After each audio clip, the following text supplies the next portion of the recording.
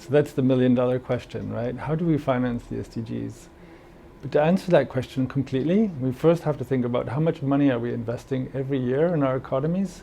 Take a step back and look at how much money is invested every year. And it's anywhere between 15 and 20% of GDP every year is reinvested in the economy. That's a huge amount of money, right? The global economy is around $80 trillion a year. So take 20% of that. You're talking about $15 trillion, $13 to $16 trillion a year. That's being invested anyway, regardless of the SDGs. So the question is, how do you tap into that $10, $15 trillion a year that's being invested every year? A lot of it in the wrong ways. For example, for highways or for thermal electric plants or coal-fired plants. So the real question is not how do you finance the SDGs, but how do you shift that huge amount of money that's out there, those trillions of dollars, towards sustainability? That's the central question. And I think the answer to it, although nobody has the answer entirely, it lies in how do financial markets perform? In other words, what are the rules of the game which govern capital allocation in financial markets? And then what are the price signals that consumers and investors and producers are perceiving? We know, for example, that right now less than 10 or 12% of all of carbon that's emitted is actually priced. So just imagine 90% of the carbon that gets emitted is unpriced. It's not covered by a trading scheme or by a carbon price. And so until we start pricing things that we don't want and actually putting a price tag on them, then polluters really won't have a strong incentive to move away from them.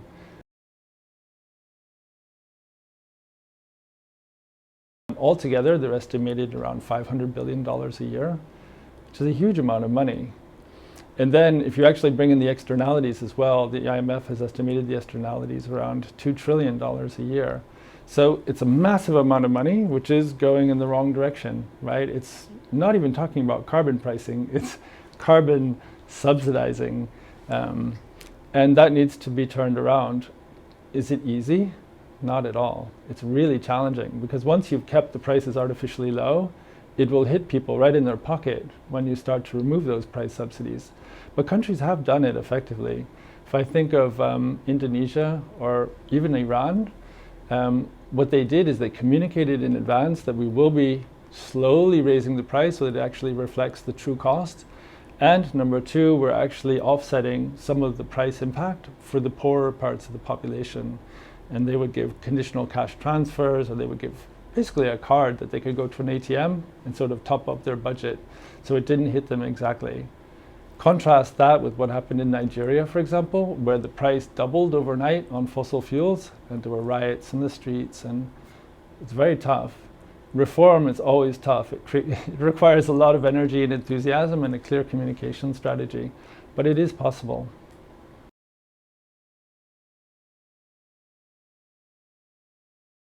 We also have to stop and consider about how we define and measure economic performance.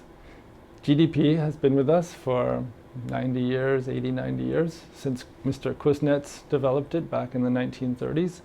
And it's a tremendous metric because it tells us how fast our economies are growing. It tells us what kind of transactions are happening, but it doesn't tell us anything about our stock of wealth. And it really doesn't tell us if we're growing our wealth or if we're depleting our wealth. And so this blind pursuit of growing our economies often comes at the expense of our underlying wealth base or our resource base. And UNEP and its partners have been doing a lot of work on looking at inclusive wealth, which looks at how you actually manage your stock of wealth, including natural capital, human capital, produced capital. The World Bank is doing something very similar. And this is a real paradigm shift, especially for policymakers. Imagine a world where we are so concerned about growing our wealth as opposed to growing our economies, because they're not necessarily the same thing. And that to me is a real paradigm shift and something that I think is a message that we need to leave with everyone who cares about the future of our planet, that we need to start growing not just our economies, yes, but actually growing our wealth.